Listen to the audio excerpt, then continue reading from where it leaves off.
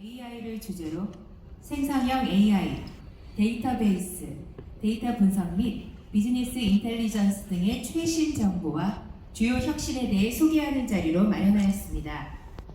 클라우드 커뮤니티의 전문가와 업계 관계자분들과 네트워킹도 하며 다양한 인사이트를 공유하고 얻어가는 유익한 시간 되시길 바라겠습니다. 그럼 오늘 컨퍼런스의 시작을 열어주실 첫 번째 발표자를 모시겠습니다. 구글 클라우드 오충현님의 인사 말씀이 있겠습니다. 모두 큰 박수 부탁드립니다.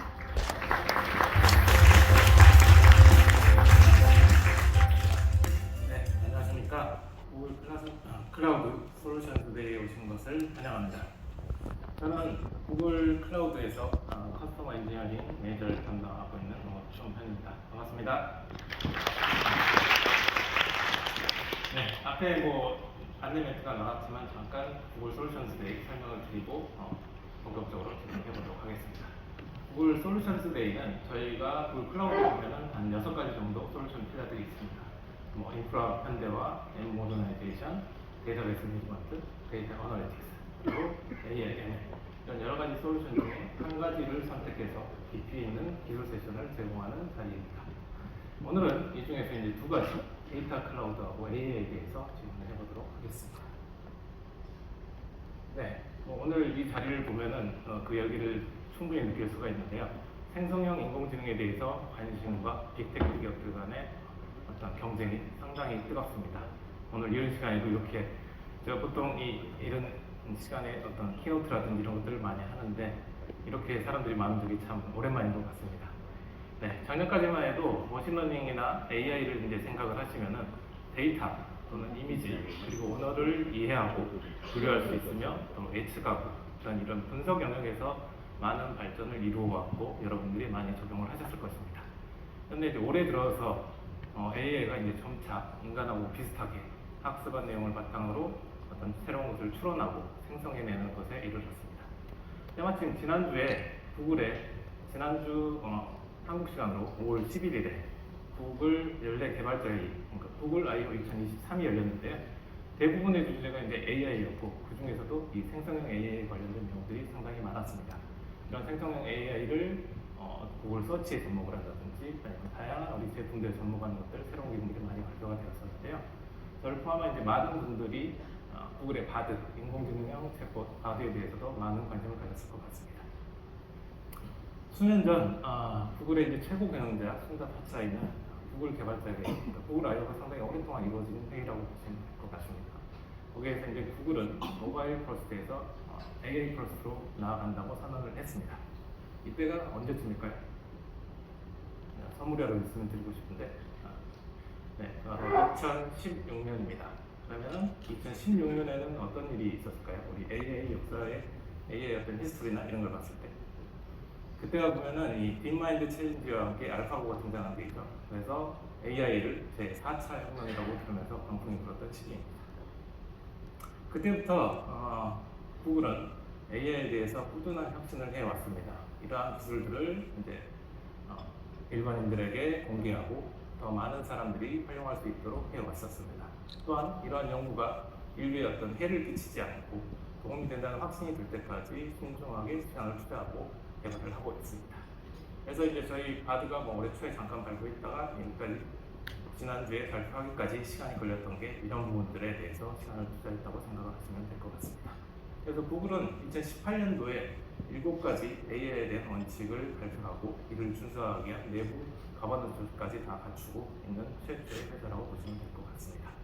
혁신의 역사를 제가 다 상세하게 보지는 않겠습니다. 이 중에 오늘 이제 생성형 AI의 가장 이제 핵심이 되는 첫 번째 2017년에 구글 리서치에서 발표한 트랜스포머가 되겠습니다. 이 트랜스포머는 구글의 번역, 이거의 품질을 높이기 위해 개발이 되었지만은 이후에 언어 모델들의 모든 언어 모델들의 이제 근원이 되는 그런 연구 과제가 되었었고, 그리고 언어 모델들의 성능을 상당히 획기적으로 향상을 시켰습니다.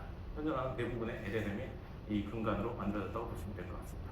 그 이후에 여기에 나와 있는 BERT, T5, 람다, 그리고 팜, 그리고 바르까지 전부 이 모델을 기반으로 만들어졌다고 보시면 될 것 같습니다. 그리고 이제 올해 초에 발표했던 바드는 여기 중간에 있는 이제 람다 기반으로 이제 개발이 되었었는데 지난주에 발표한 모델은 이제 최근 모델인 팜2를 탑재한 바드가 공개가 되었고 이에 대한 시장 반응이 상당히 좋습니다. 덩달아서 우리 구글 주가도 한 10% 이상 오른 것 같습니다. 자, 그러면 이제 오늘은 어쨌든 클라우드 얘기를 이제 주로 많이 하게 될 텐데요. 이와 발맞춰서 이제 구글 클라우드도 관련된 기능들이 많이 출시가 되었습니다. 이 장표에 있는 내용들 다 말씀드리진 않고요. 이 뒤에 이어지는 트랙에서 어느 정도 관련된 내용들이 좀 설명이 있을 거로 예상이 됩니다. 그래서 몇 가지만 짚어보고 넘어가도록 하겠습니다. 좀 전에 얘기했던 그 팜 모델, 라지 랭귀지 모델인데 이게 이제 텍스트와 챗 형태로 API 형태로 클라우드에서 제공이 되었습니다. 그래서 이제 구글 클라우드 계정을 가지고 계시면은 쉽게 트라이를 해보실 수가 있습니다. 또 또한 저희들 구글 클라우드 내에 보면은 이제 이 구글이 제공하는 다양한 그 파운데이션 모델들이 있습니다. 거기에 이번에 또 3가지가 더 추가가 됐습니다.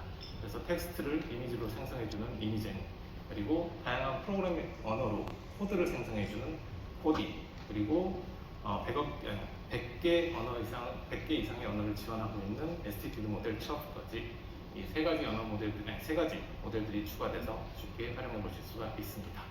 그리고 또 하나의 제품인 우리 구글 워크스페이스, 여기에도 듀엣 AI가 접목되어 모든 제품에 듀엣 AI가 접목되어서 좀 더 빠르고 창의적인 작업들을 도와드릴 것입니다. 그리고 이제 7월에 이 많은 기능들이 상당히 많은데, 그러니까 구글 I/O에서 나온 신제품 발표만 한 100가지가 넘게 나와 있습니다. 그리고 저희 클라우드 관련된 것도 이렇게 이제 많이 있는데, 이런 것들에 대해서는 7월에 이제 I/O 익스텐디드 인 서울이라는 행사가 예정되어 있습니다. 그래서 이제 한글로 이 내용들을 좀 듣고 싶으신 분들은 그때 행사가 있을 때 참석을 해주시면 될 것 같고요. 조금 더 빨리 이 내용들을 알아보고 싶다고 하시면은 이 구글 클라우드 영어팀의 문의를 주시면은 찾아뵙고 말씀을 드리도록 하겠습니다. 자, 그러면 이제 앞으로도 구글의 AI 혁신은 계속 이어질 것입니다. 그러면 이제 그 다음에 뭐가 있을까요? 그 I/O를 이제 시청하셨던 분들은 중간에 이제 순다 피차이가 언급한 내용이 있습니다. 그래서 저는 이제 구글 I/O에서 내용 중에 잠깐 언급되었지만 이제 제미나이를 이제 기대를 하고 있습니다. 지난 4월에 구글 산하에, 그러니까 구글 모기업인 알파고 산하에 보면 상당히 이제 최고의 AI 조직들이 2개가 있습니다. 첫 번째가 이제 알파고를 만든 딥마인드, 그리고 이제 구글 리서치 내에 있는 구글 브레인 팀이 있는데, 이 2개를 하나의 조직으로 합쳐서 지금 이러한 연구들을 진행을 하고 있고, 거기서 지금 개발 중인 게 저미나이입니다. 이 저미나이는 이제 차세대 멀티모달 파운데이션 모델로서 현재 이제 학습 중에 있고 조만간 아마 출시되리라 예상이 됩니다. 그러면 이제 오늘 행사로 돌아와서 행사에 대한 아젠다 조금 안내드리고 마무리하도록 하겠습니다. 그러니까 오전에는 여기 이제 키노트 세션이 쭉 여기 5층 이 행사장에서 진행이 될 거고요. 트랙 점심을 이제 드시고 나면은 트랙 1, 2로 나누어서 진행이 되는데, 트랙 1은 이곳에서 생성형 AI와 그리고 당근마켓과 같은 저희 고객의 사례 이런 것들을 들으실 수가 있고, 트랙 2는 AI ML이 이제 근간이 되는 데이터 분석 그리고 데이터베이스에 대한 내용으로 여기서 에스컬레이터를 타고 내려가시면 바로 연결되는 3층에서 트랙 2가 이루어지게 됩니다. 이런 모든 세션이 다 끝나고 나면은 오후 5시에 이곳으로 다시 오셔가지고 경품 추첨이 진행이 됩니다. 끝까지 참석하셔서 경품 당첨의 행운을 가져가시길 바라겠습니다. 자, 그러면 인사말은 이것으로 줄이고 본격적으로 행사를 시작해 보도록 하겠습니다. 오늘 하루 구글 클라우드와 함께 즐겁고 유익한 시간 되십시오. 감사합니다.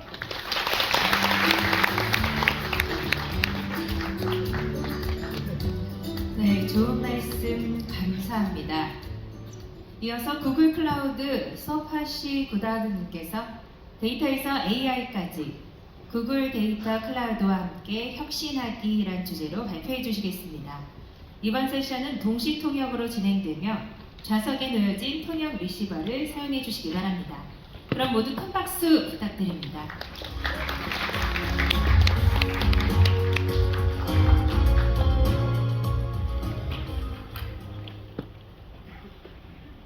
Good morning, everyone. A쉽지만. My name is Subhash Guddad, and I lead the data and AI practice for Google Cloud in Asia Pacific.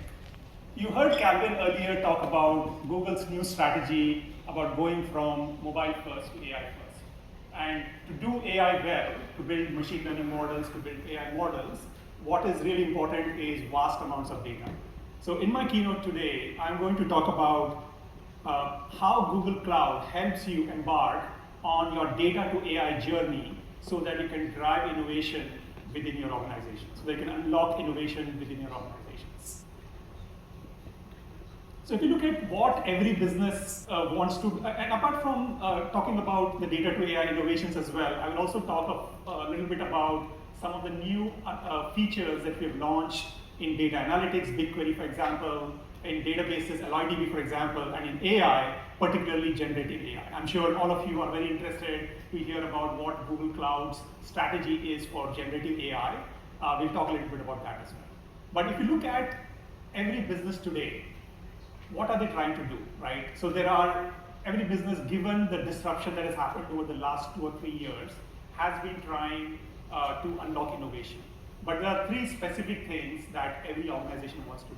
First is they want to reduce risk in their organization. What do you mean by reducing risk, right? So for example, if you are an insurance company, how do I reduce risk in terms of fraudulent claims, right? How do I reduce paying out unnecessarily because somebody made a fraudulent claim, right?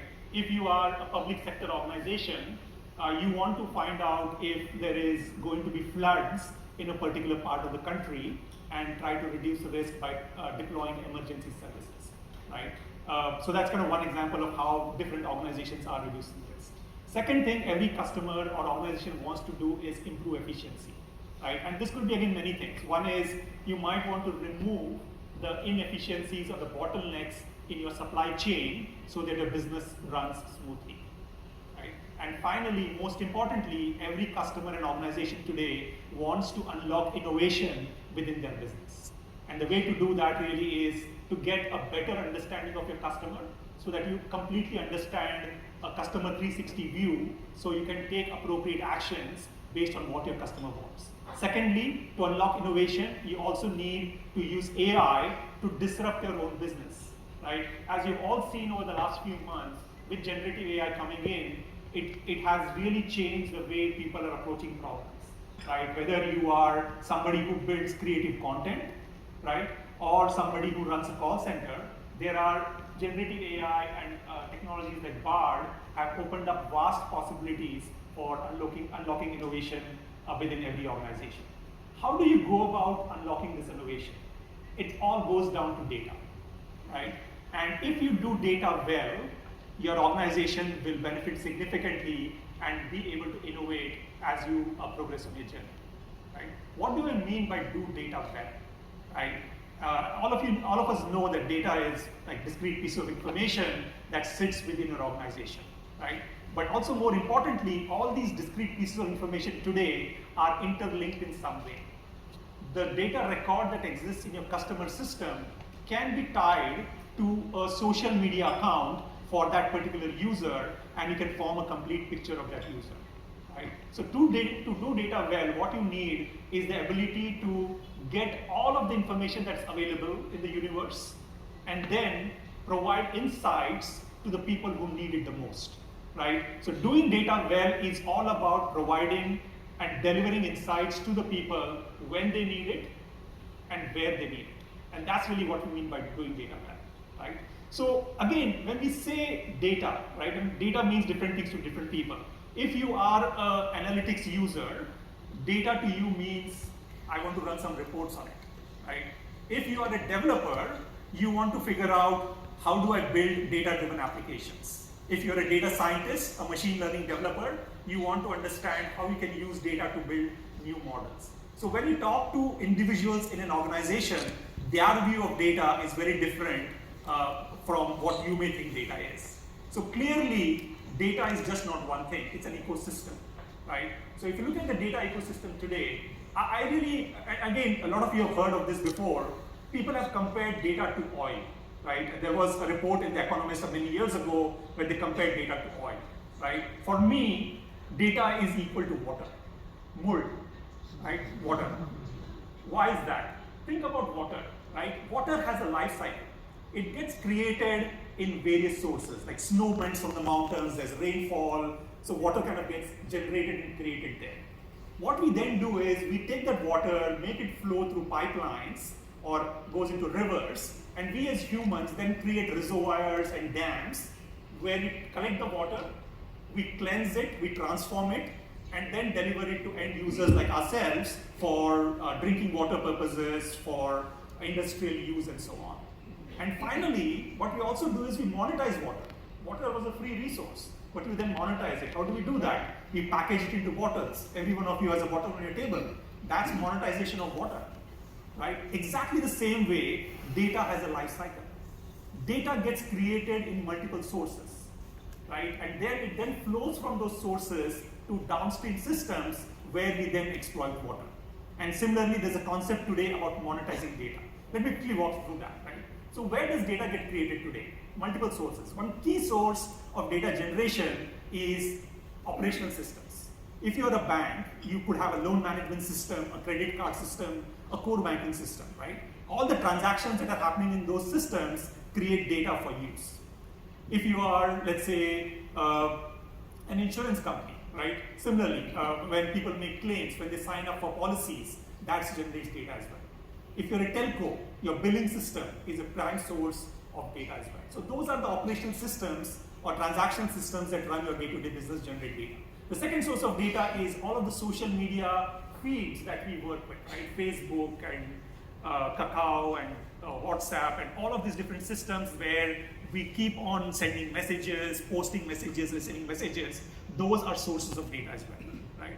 What we then do is take all of this first-party data that is getting generated in our system and the third-party data that is coming from the social media systems, and we then transform it using a process that is popularly called ETL or ELT, where we take the data from the source systems, transform it, and load it into an analytical database for analysis, for deriving insights from the data, right? So what we have now created is taken source data, put it through a data pipeline similar to water, and then put it into a dam or a reservoir, in this case, which is an operational data, is an analytical database, right? And what do we do with the analytical database? You then run complex analysis on it, you generate reports, and you provide the data for end users for further analysis, right? So what you've now done is you've converted raw data into something that is actionable in an analytical system, right? Now, what an analytical system like a cloud data warehouse does, it tells you what happened historically, right? What happened before.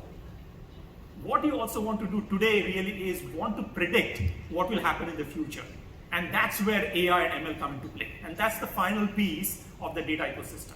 What AI and ML does is it takes data from all of the sources that you have, first-party data, analytical databases, social media data, right? Devices, everything, and then creates machine learning models which you can then ask questions of. Right? In the past, the questions were very structured in nature. Today, with large language models, you can ask questions in natural human language. Today, it's mostly English, but very soon we will support many more languages where you can ask questions in the language of your choice and it automatically gives the answer. Right? So this is what the data ecosystem is all about. It's about creating data in operational systems and third-party systems, transforming the data into analytical systems to generate reports, and then finally building machine learning models and so on to create additional value for the user. And more importantly, all of this data needs to be secured and governed so that there is no data loss. Right? For example, if you're a bank or any customer who deals with end customer data, protecting that data is extremely critical. And I know Korea has very strict laws on data security as well. So how do you do data security well, how do you govern data well, becomes extremely important as well. And we look at each of these in a little more detail. So the data ecosystem is those three elements I talked about, right? But within the data ecosystem, there are many players, many personas that have to work with data, right? The first type of persona is an application developer. This is a person who builds data-driven applications, right? Using a database and builds mobile applications, web applications, you name it.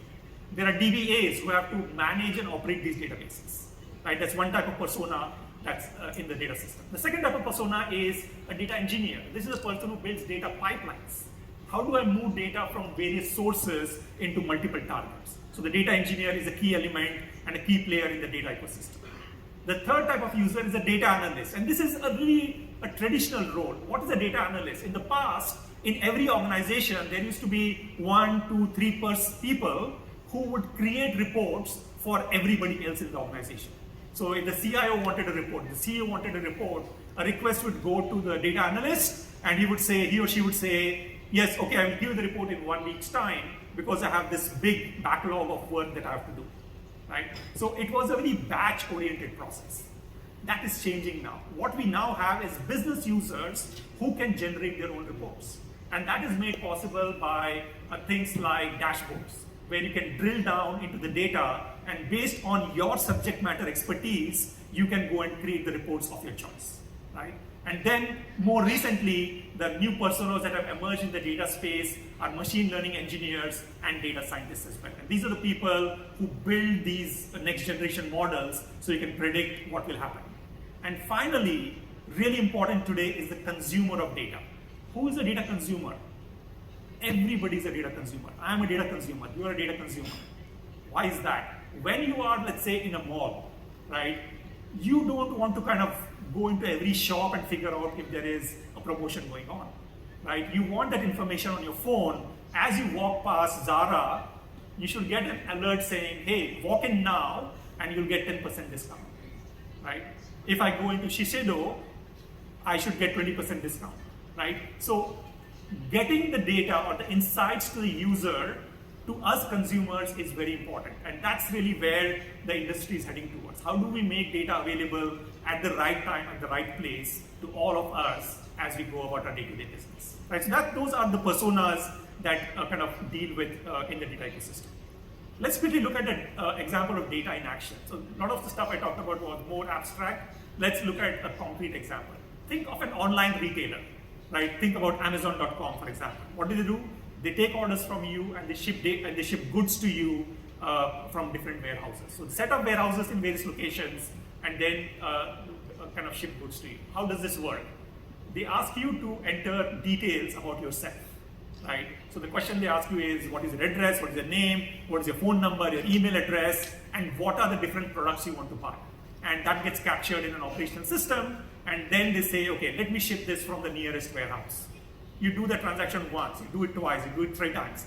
Over a period of time, as each of us does these hundreds and millions of transactions, the online retailer like Amazon builds a view of you as to what is your profile, right? Are you a male? Are you a female? What is your age bracket? What type of products do you buy? Where do you buy it from? Where does it get delivered to, right? So this data is all captured just based on the transactions that you're doing with the online retailer. Now, that's just raw data. What can Amazon do with that? And we see this every day. They take this data and then determine where is the demand for certain products coming from, right? So for example, they may say that, hey, in Seoul, in Itaewon, I'm seeing a large demand for Western goods, for example, Western food products, right? So the warehouse closest to Itaewon should have a good stock of Western food products, for example, right? That's one example of how data can be used. Secondly, what they can also do is look at your demographic data. What is your age, what is your sex, what is your occupation, and then drive marketing campaigns to target you. So they may send you an offer saying, in the past, you have bought makeup products from this particular brand. Here is a 20% discount to try a different brand, right? And that's just based on what you have done with them in the past. So all of these insights are getting generated purely from the transactions you have done. That's one type of analysis. But in today's world, that's not enough.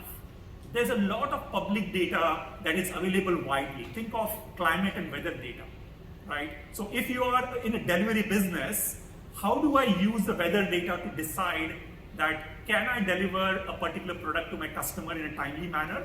Or do I need to tell them, hey, there is a heavy snowfall happening, I will not be able to deliver the product to you, here is a 10% discount because of that, right? So using this third-party data and meshing it with first-party data, you can create much more aggressive insights as well.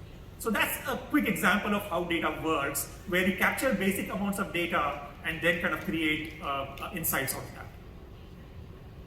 Having seen that data is so important, why are we still not successful with data? There is a big data to value gap that still exists in the industry today, right? All of us agree data is important, AI is important, analytics are important. But there are many studies which says that 2/3 of the data that is getting created is not getting utilized.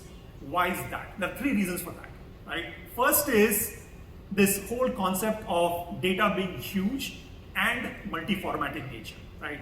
The huge part of data, all of us understand the amount of data that is generated today is just crazy, right? Huge amount, enormous amounts of information. But the multi-format nature of data is interesting. In the past, data used to be mostly structured in nature, in tables, in spreadsheets, rows and columns. But today, data is semi-structured, unstructured, and streaming as well, right? And the moment you have these different types of data, what we have done as consumers is created data silos. So we have an analytical data warehouse, which is a relational database. We have object storage, which is unstructured data. Then we have a different system for streaming data using pipelines and so on. So you create these pipelines or silos of data which prevent you from using data effectively. That's one problem. The second problem we have with data is it requires more than SQL today, right? In the past, you could analyze data using the SQL programming language. But today, if you want to build a machine learning model, you could build it with ML, with SQL, but a lot of people use special frameworks like TensorFlow and Spark and so on, right? So just having the SQL programming language is not enough. You should have the ability to deal and massage data with the tool of your choice. SQL, Spark, TensorFlow, PyTorch, name it, right? So that's the other problem we have because you have to deal with these different programming paradigms. And finally, how do I ensure that data reaches everyone? And I talked about this in the beginning is the critical part about doing data well is how do I ensure people get access to the right data at the right time on the right device? And we're still struggling with this. That's primarily because data is distributed in silos and there is not a good way of providing the data information to everyone. So how do we go about solving these problems? How do we ensure that all of the data that is being created is used in the right manner? And that's where the concept of a data culture in a company comes in, right? And what does data culture mean? Data culture really means that every person in an organization or anywhere in the world should have access to the right answers and insights for them to be successful, right? And we see this in our lives every day. If we have one additional bit of knowledge, we can do our job better, right? And we see this every day. So data culture is all about how do we get these insights to the people at the right time and the right place so that they're successful in what they do. And to do this, every organization has to undergo a process of educating their users about how best to deal with data, how best to handle data, and then create the insights to make them available to everybody. And this is an example I mentioned earlier where earlier you had a data analyst who was the bottleneck.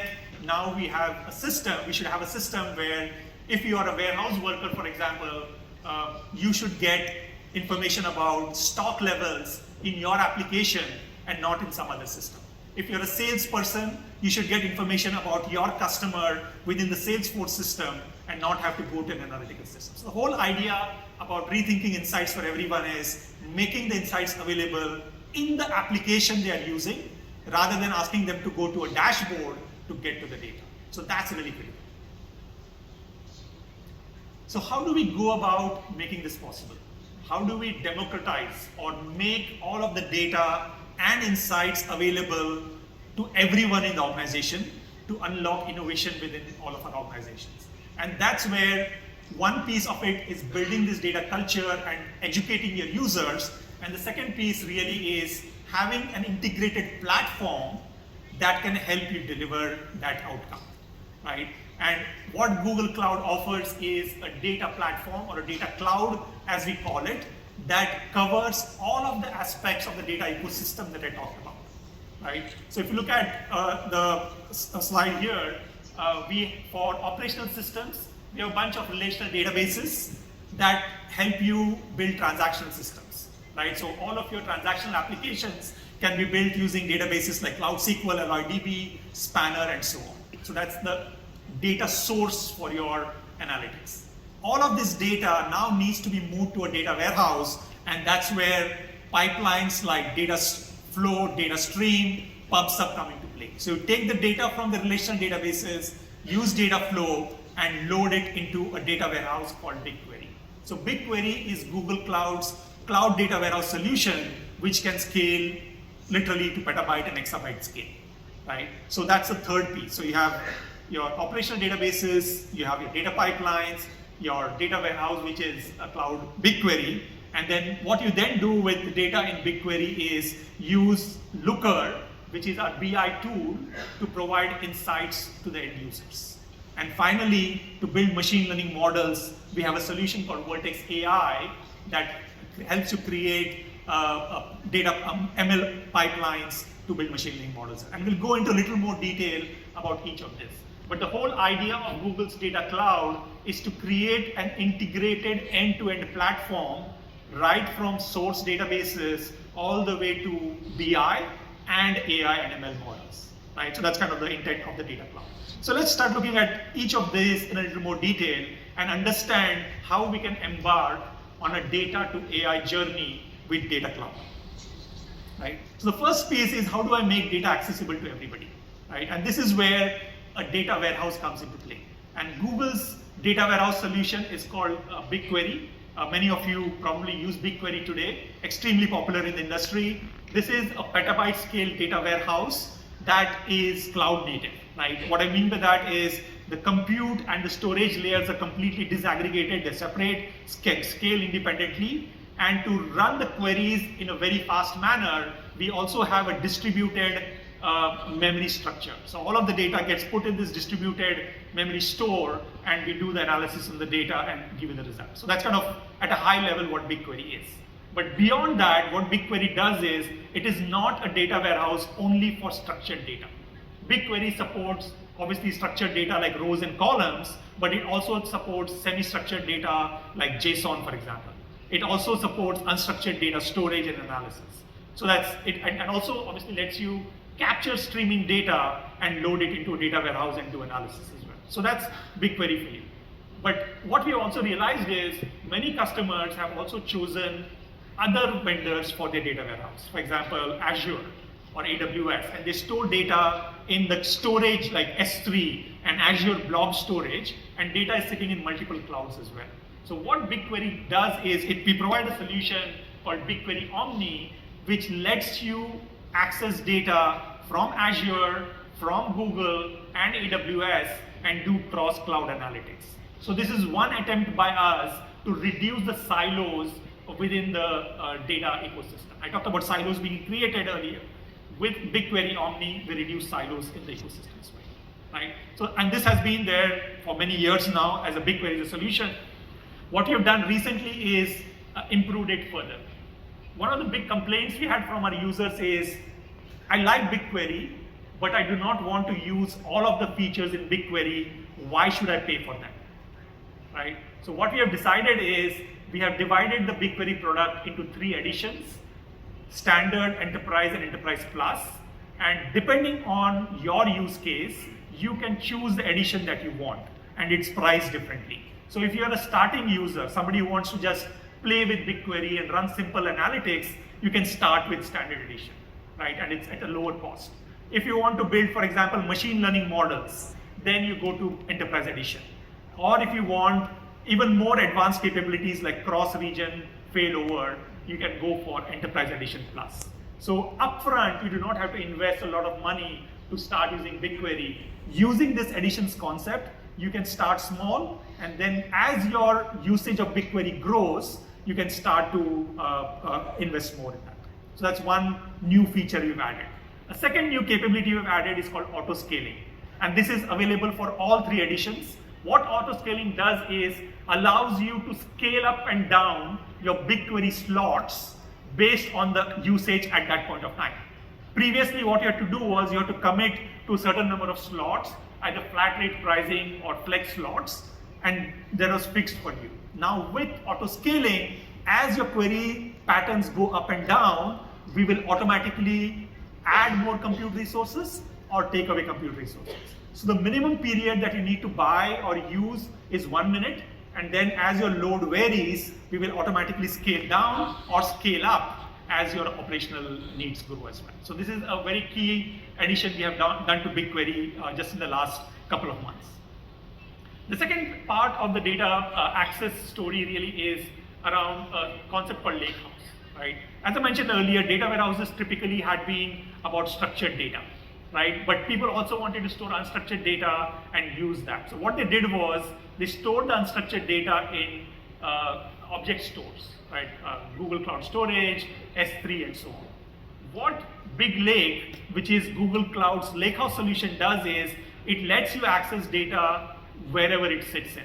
If the data is in BigQuery, you can access it. If the data is in Google Cloud Storage, you can access it. If the data is in S3, you can access it. And the access can be done either through SQL, it can be done through Spark, it can be done through any programming language that you are comfortable with. So Lakehouse provides you a common API layer that completely makes the underlying storage transparent to you.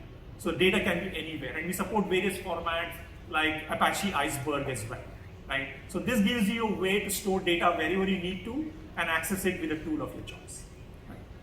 And then finally, I've talked about governance and security. So data governance and security is extremely critical, and that's where a solution called Dataplex from Google Cloud comes into play.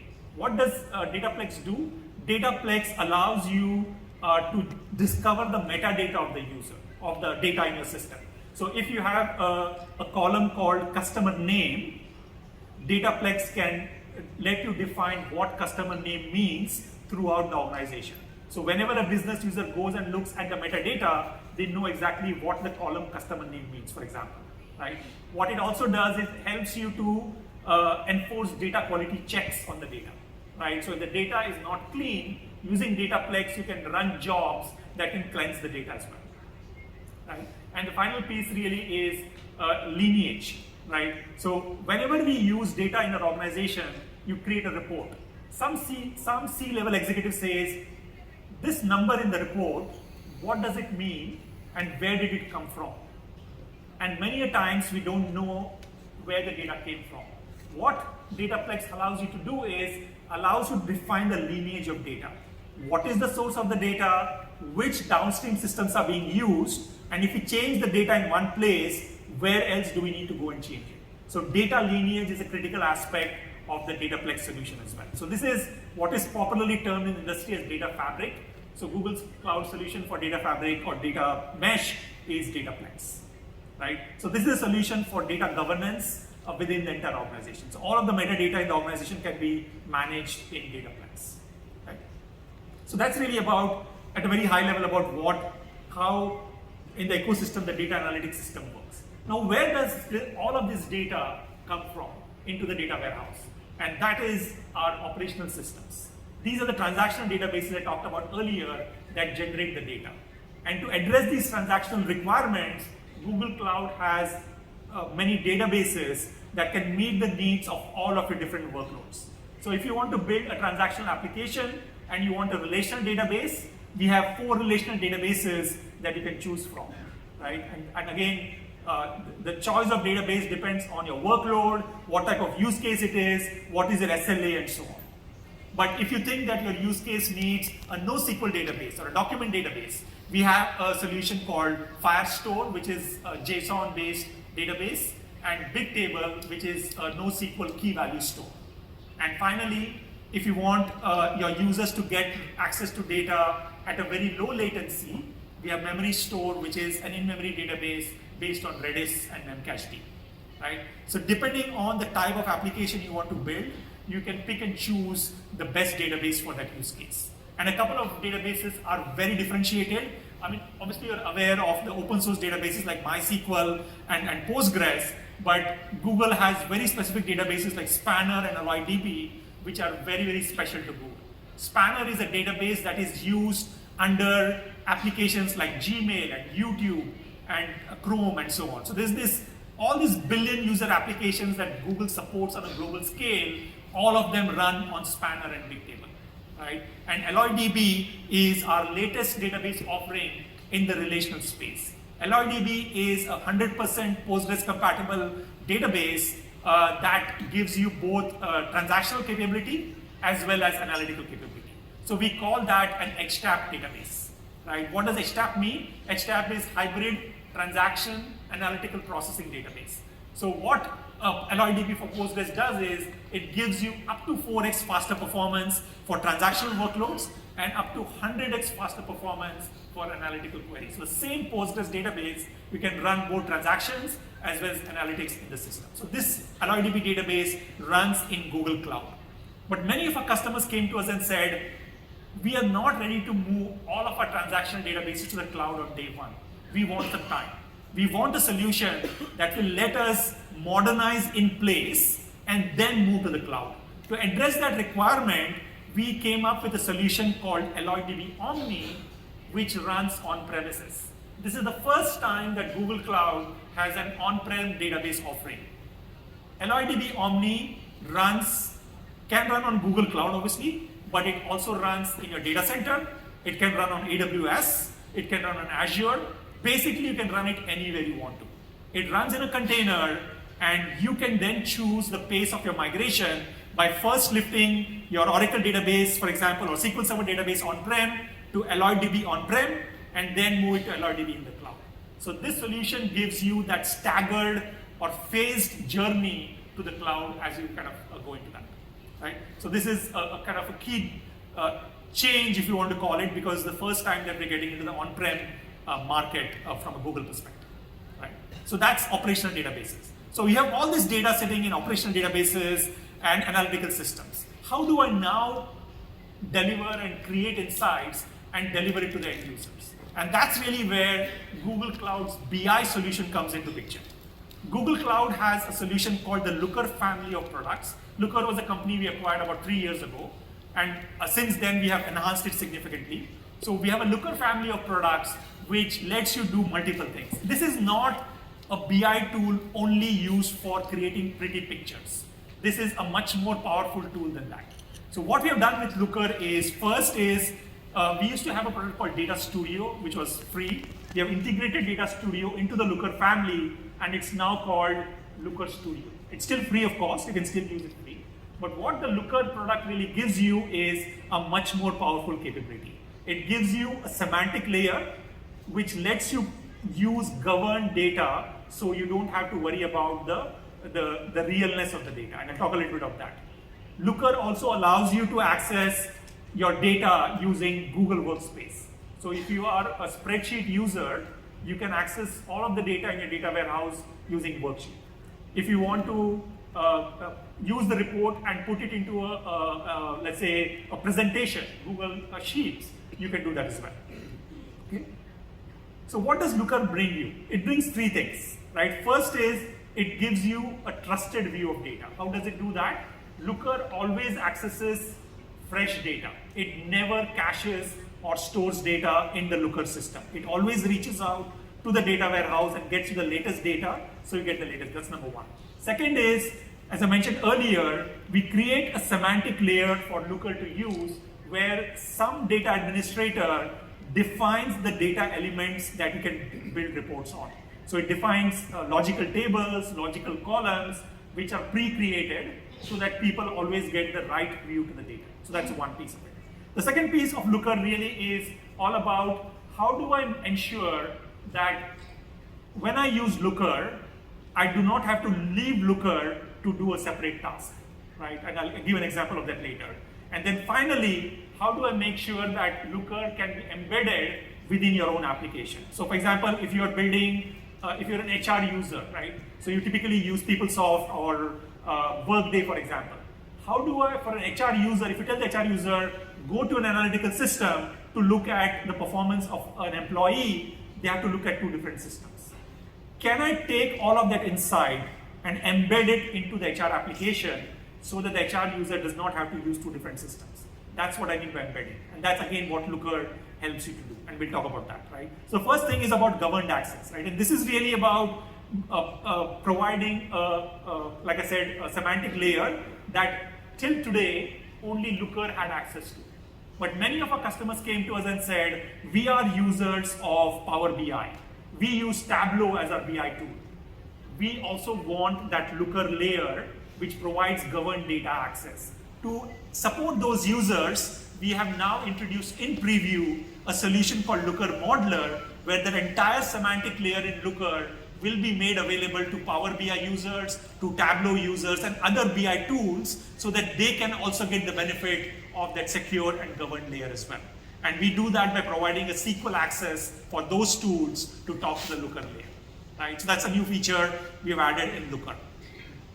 I talked about workflows, smart workflows. So let's say you're looking at a dashboard or report in Looker, and then you see that there is some metric which is not right, or there's some metric which you need to take an action on, and you want to send an email to somebody. One way is you open up another email, copy the data from Looker into email, and then send the data. But that's too cumbersome. So what Looker lets you do is it integrates Looker with various other systems. So from the Looker report, you can say send email, and Looker automatically picks up the context of the report and emails the report to the end user to take action. Right? So we integrated various systems to make that possible. And finally, we allow you to embed Looker in other third-party applications. I talked about the HR application. So within the HR application, I can use an iframe, for example, to embed the Looker report in that application. Or I can use Looker APIs to build analytics into your end application, so you don't have to use multiple applications. So that's really what we do with Looker. And then finally, all of this data and insights that are available to you, how do I use AI and machine learning to really make a difference to our own business and unlock innovation? And to help do that, Google has been at the forefront of the AI innovation, right? And what we have realized is not every organization has a data scientist among them. So we have created multiple pathways for end users to learn and use AI. The first way we do that is through these pre-built APIs, where you do not have to be a data scientist or a machine learning developer to use AI. If you want to use vision, if you want to use video APIs, we have pre-created models for vision and video and speech and text, which you can use within your application. So just use the API, build an application. But if you're a slightly more advanced user and you want to build a machine learning application, we also provide you with AutoML and BigQuery machine learning, where using the SQL programming language, you can build a machine learning model and then deploy it as well. And finally, if you're a data scientist, what we give you is Vertex AI, which lets you build complex models to use, right? Now, having said that, the most exciting development in AI has been generative AI, right? And this is what everybody talks about today. And what generative AI is basically based on large language models, where all of this data in the world, in the internet, has been fed into models, and they have created these models like Lambda and Palm, which then you can interact with in a very conversational manner, right? You can ask a question, right? Create itinerary for me to go and visit Jeju. And it gives you all the list. Okay, take this flight, and it creates an itinerary for you. Or you can say, write an email to somebody thanking them for the help that they provided us. So that's how generative AI is being used, right? And there are various use cases for generative AI. For example, you can use it in customer service, like chatbots. So using all of these pre-trained models, you can have a chatbot go and answer questions for you, right? Or you can also build new models if you're an AI practitioner. To address this new market of generative AI and large language models, what Google Cloud has done is enhanced our cloud AI offering, which is Vertex AI, to incorporate all of the generative AI capabilities in Vertex AI. So we have pre-created models that we make available in model gardens that you can use without having to build your own large language models. What we also allow you is using generative AI app builder to integrate enterprise search, which Google is very good at, into generative AI. Right? So what we can do is all of the data in your organization, you can use that to index and then deliver through generative AI app builder. So it makes, and that data is completely private to you. You do not have to share it with the internet. So we segregate internet access from your own private data. So security, governance of data is extremely critical for us, right? So that's really what we're doing in generative AI. And this is a slightly more detailed look on what Vertex AI offers. This is a very powerful platform for building machine learning pipelines and so on, right? So just to start summarizing, right? I talked about the Google Cloud data ecosystem where we have operational databases, analytical systems, and AI systems. What we have done in the data cloud is we have pre-integrated it tightly so that each of these elements works together out of the box without you having to do a lot of integration work, right? So for example, if I'm running a report in BigQuery and I want to access some transactional data in Spanner, I do not have to move the data. Using a capability called federation, I can run the query in BigQuery and reach the data in Spanner. Similarly, from AlloyDB, if I want to read an AI model, I can do that from within the database and not have to go into a separate system. So a lot of those capabilities are pre-integrated and out of the box for us. So basically what we have done with the data cloud really is give our users a journey where they can extract value from data using this pre-integrated data cloud platform, using all of the elements of the data ecosystem that people use today. So data to value journey is really what data cloud offers to all of our enterprises and all of our users. So hopefully that was useful to you and interesting. We will, in the later sessions, we'll go into more detail about some of these topics in the breakout as well. So do attend those. And thank you for listening to me patiently, and have a great rest of the solutions day, everyone. Thank you very much.